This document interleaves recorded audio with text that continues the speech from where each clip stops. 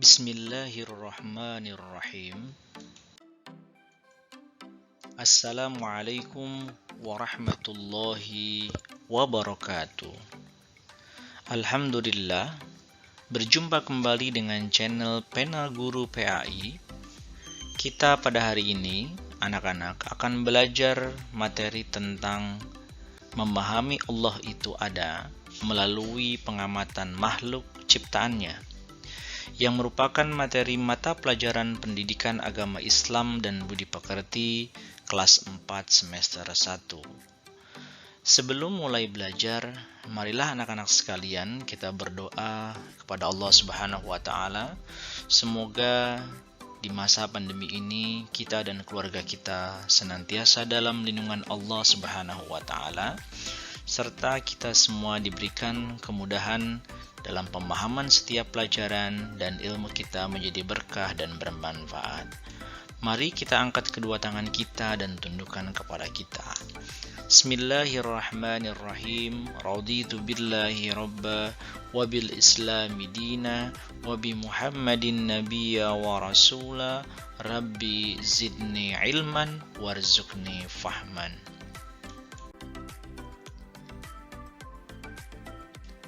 Anak-anak sekalian,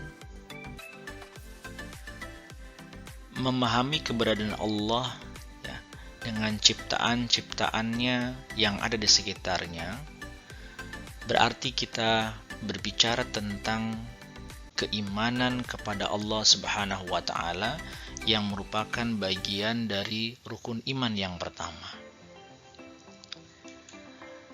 Apa pengertian dari iman?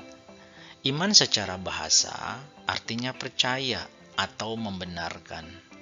Nah, iman yang sempurna anak-anak sekalian adalah sesuatu yang diyakini di dalam hati, diucapkan di lisan, dan diamalkan dalam perbuatan. Jadi ketika iman itu hanya ada di dalam hati, maka itu belum sempurna. Begitupun ketika iman hanya ada di dalam hati dan diucapkan di lisan, itu juga belum sempurna. Kesempurnaan iman itu adalah ketika diyakini dalam hati, diucapkan di lisan, dan diamalkan dalam perbuatan. Ya, jadi seorang muslim yang baik adalah meyakini di hatinya ada Allah. Kemudian lisannya selalu dibasahi dengan kalimat-kalimat thayyibah, ya subhanallah walhamdulillah, ayat-ayat Al-Quran, dan kesehariannya itu mengamalkan ajaran Islam dengan sebaik-baiknya. Itulah iman yang sempurna. Nah, sedangkan pengertian iman ya, secara syariat adalah meyakini dan membenarkan keberadaan Allah yang menciptakan alam semesta dan isinya, dan meyakini Dialah satu-satunya zat yang patut disembah, tidak ada sekutu baginya. Nah, selanjutnya anak-anak sekalian, orang-orang yang beriman ya, selanjutnya ya, harus mengikuti dengan penuh ketaatan ya, perintah-perintah Allah ya, dan menjauhi larangan-larangannya. Jadi, jika kita merasa menjadi seorang mukmin, orang yang percaya adanya Allah, maka kita harus dengan penuh ketaatan melaksanakan perintah-perintah Allah dan menjauhi larangannya. Itulah yang disebut takwa di dalam Islam.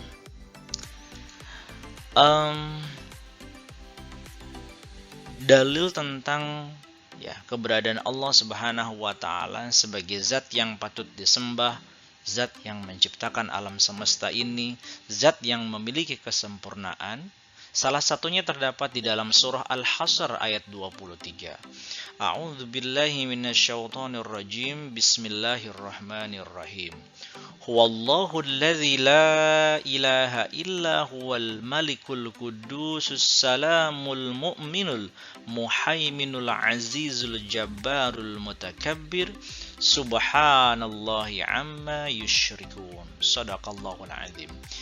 Dialah Allah, tidak ada Tuhan selain Dia, Maharaja yang maha suci, yang maha sejahtera, yang menjaga keamanan, pemelihara keselamatan, yang maha perkasa, yang maha kuasa, yang memiliki segala keagungan.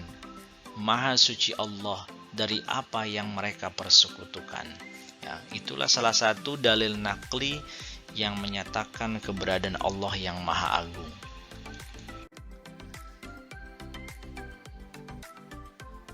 Kemudian bagaimana cara membuktikan keberadaan Allah? Ya, tentunya Allah Subhanahu wa taala yang zatnya maha agung, sehingga hari ini kita belum melihatnya, tapi yakinlah nanti pada suatu saat kita akan melihat wujud Allah yang begitu agung. Nah, bagaimana membuktikan keberadaan Allah? Ada 3 cara, anak-anak. Yang pertama, membuktikan keberadaan Allah adalah dengan melihat adanya makhluk-makhluk ciptaan Allah di alam semesta ini. Ya, dan banyak sekali. Allah adalah Khalik atau pencipta. Selain Allah disebut makhluk, ya, ciptaan. Makhluk itu anak-anak bukan hanya manusia, hewan dan tumbuhan, ya. Tapi gunung, laut, matahari, bulan, planet dan lain-lain adalah makhluk, ya. Kita kembali ke pernyataan di atas, Allah adalah Khalik. Selain Allah disebut makhluk. Maka yang ada di alam semesta ini seluruhnya makhluk, ya. Karena yang Khalik hanyalah satu, yaitu Allah Subhanahu wa taala. Nah, banyak sekali anak-anak ciptaan Allah yang menakjubkan, dari hewan yang sangat besar, ya, samudra, lautan, ya, sampai dengan hewan yang kecil dan tidak terlihat oleh mata kita. Seperti hari ini dunia digemparkan dengan virus corona yang menyebabkan penyakit COVID-19 yang dunia menjadi semuanya terguncang, aktivitas semuanya terhenti. Itu hanya dengan makhluk Allah yang tidak terlihat dan kecil. Ya, bagaimana kalau Allah, ya, memunculkan hewan yang besar yang membuat kerusakan di muka bumi ini? Naudzubillah, naudzubillah. Nah, manusia, hewan, matahari, bulan dan ribuan planet, ya, yang merupakan makhluk Allah itu adalah bukti keberadaan Allah yang agung. Ciptaannya saja begitu agung, apalagi penciptanya. Kemudian membuktikan keberadaan Allah yang kedua adalah dengan apa? Dengan melihat, ya, di kitab petunjuk, ya, bagi kita Al-Quran. Di dalamnya banyak sekali ayat-ayat yang menegaskan tentang Allah Subhanahu wa taala yang menciptakan alam semesta ini. Ya. Ada banyak ayat Al-Quran yang menegaskan keberadaan Allah dan menunjukkan Allah sebagai pencipta alam semesta yang indah ini. Salah satunya adalah surah Al-Ikhlas ayat 1-4 yang menggambarkan Allah sebagai zat yang maha agung. Qul huwallahu ahad. Katakanlah dia Allah, Tuhan yang Maha Esa. Allahus Somad. Ya. Dialah Allah tempat kita bergantung, tempat kita meminta. Lam yalid walam yulad. Ya, dia yang tidak beranak dan tidak diperanakan. Walam yakul lahu kufuwan ahad, dan tidak ada yang setara dengannya. Cara membuktikan keberadaan Allah yang ketiga adalah dengan melihat keteraturan alam semesta, baik yang ada di bumi maupun di angkasa. Ya.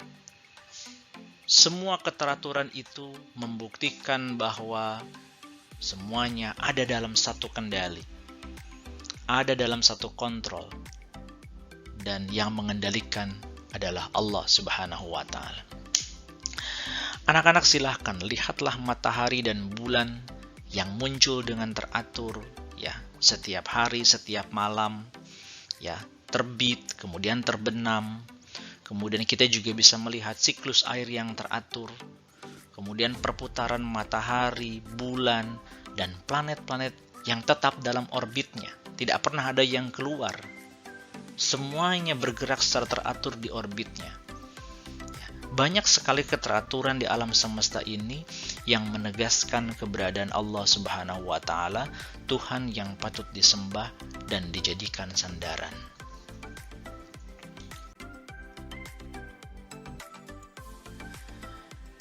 Kemudian selanjutnya, kalau kita sudah meyakini Allah sebagai Tuhan yang patut disembah, bagaimana membuktikan keimanan kita kepada Allah Subhanahu wa Ta'ala? Setidaknya ada 3 hal yang harus kita lakukan jika kita mengaku beriman atau percaya kepada Allah. Yang pertama adalah menyembah Allah semata. Tidak bersandar, tidak menyembah yang lain. Karena ketika kita menyembah atau menyekutukannya, itu termasuk perbuatan syirik. Sedangkan perbuatan syirik itu termasuk dosa besar. Menyembah Allah itu dengan cara bagaimana? Sebagaimana diajarkan oleh Rasulullah, maka kita harus menunaikan sholat, puasa, membayar zakat, kemudian menunaikan ibadah haji, dan melakukan amal-amal kebaikan yang lain. Dan ingat, semua ibadah dan kebaikan yang dilakukan itu semua karena Allah, bukan karena ria ingin dipuji oleh orang lain. Yang kedua adalah berdoa dan meminta hanya kepada Allah semata. Tidak ada sandaran dan ketergantungan kepada makhluk, atau ciptaan.